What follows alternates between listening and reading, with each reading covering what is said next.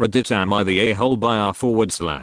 Am I the a-hole for keeping it real and telling my friends that they don't fit into my life anymore? Okay, so I have a group of friends who I love dearly, but I'm not the same person I was when we all met. I have wanted to change so many things in my life and I couldn't because I was and am an alcoholic. This group of friends is nothing but drinking. I can't do it anymore. I need to change my destiny, my legacy. I've tried to tell them numerous times, but they always pressure me with the one last time thing, and I was weak and always went for it. A few weeks ago it was my birthday, my 29th birthday. They all ganged up on me and convinced me to go out drinking. Well, stay home and drink.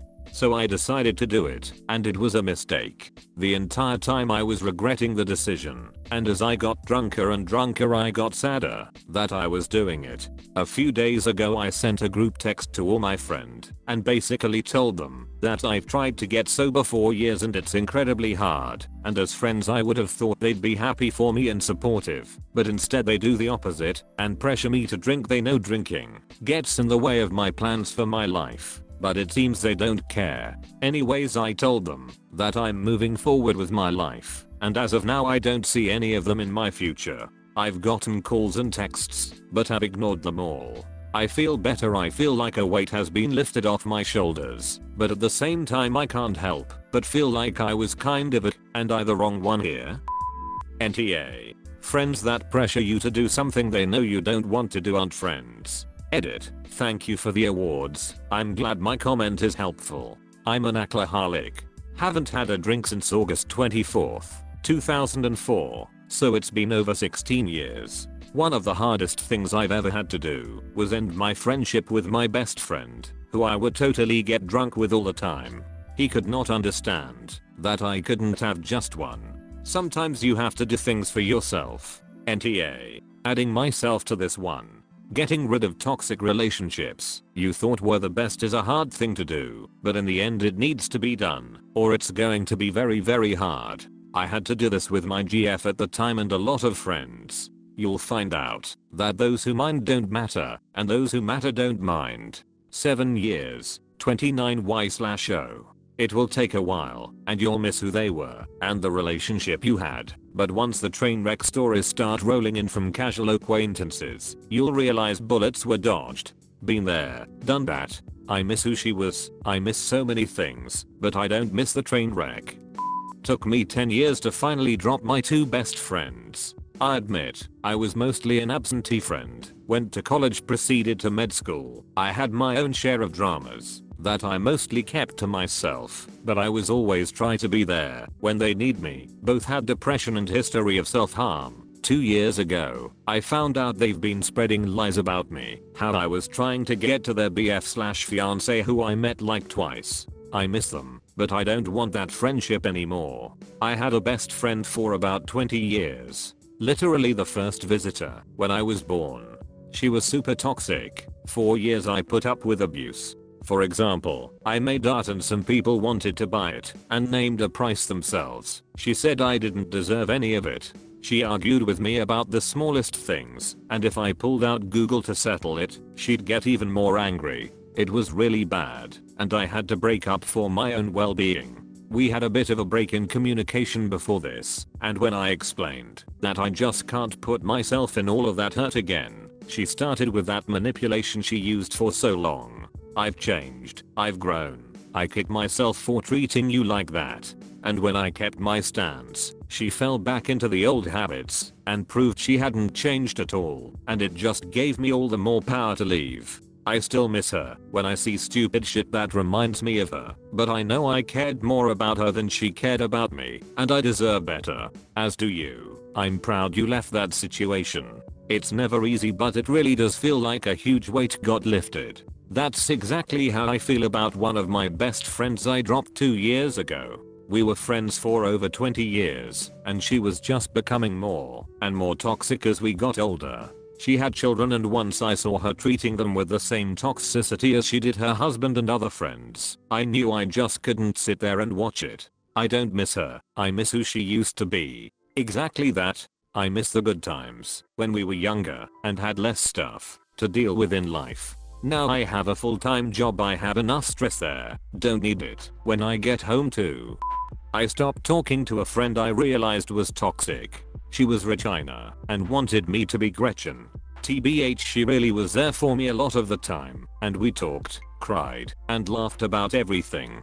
It makes me wonder sometimes if I made a mistake. But then I remember when I would get a nice presents that fit her, and she would get shitty ones for me. Never came to visit my house, always hers. One time she made me paint her toenails when she knew I hated touching people. I used to hang out over on r/low seat, and you found a lot of stories like this about people trying to lose weight. What it really comes down to is that when people try to make a change for the better, going sober, losing weight, etc., their friends feel like it's a criticism of their life and they're afraid if you change, then that means they're doing something wrong. If you go sober, it's a criticism of their drinking too. If you lose weight, you're criticizing their eating habits, etc. I'd like to add that sometimes it's not even only the toxic friends that you have to get rid of. Environmentally conditioned responses have a much bigger impact on our lives than most people would realize. So when you hang out with people that, even if supportive, were around when you used to always drink and party, it can lead to regression pretty easily. This is why one of the best things you can do to be able to grow in life is to leave your hometown. There's all too many people I know who never really progressed after high school because they were always around each other. Leaving your hometown is often what's required in order for you to be able to craft a new personality and to grow. I do have a small question for you, if you don't mind answering. As a currently sober person, which BTW congrats on 16 years, how do you feel about being around people drinking that don't pressure you to join in and support your decision to be sober? Is it still tough for you and you try to avoid alcohol at all costs? Or are you okay being in those situations, like, say, a wedding or dining at a restaurant where others order alcoholic drinks?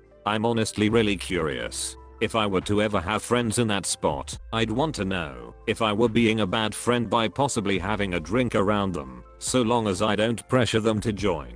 It's a case-by-case basis. Don't drink around someone new in recovery, no matter what they say. First year, I'd say no. I do medication-assisted therapy, so it cuts cravings and will make me sick if I drink, but still 9/10 people will not have it around me. My wife and I attend social situations all the time where drinking is involved, and she knows if it gets too tough, which rarely happens, I will excuse myself.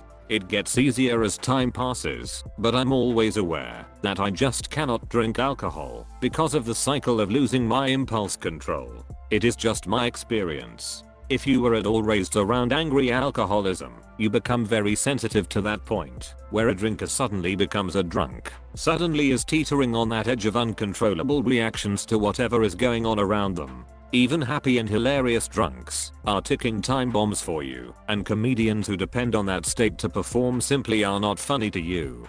Others might be confused. You don't like Chris Farley? Nope, not at all. A very good friend of my friend group is a recovering alcoholic. She has said to me on multiple occasions that she feels comfortable coming out with us because we never pressurize her into drinking, and we ask every time if she minds us having a drink.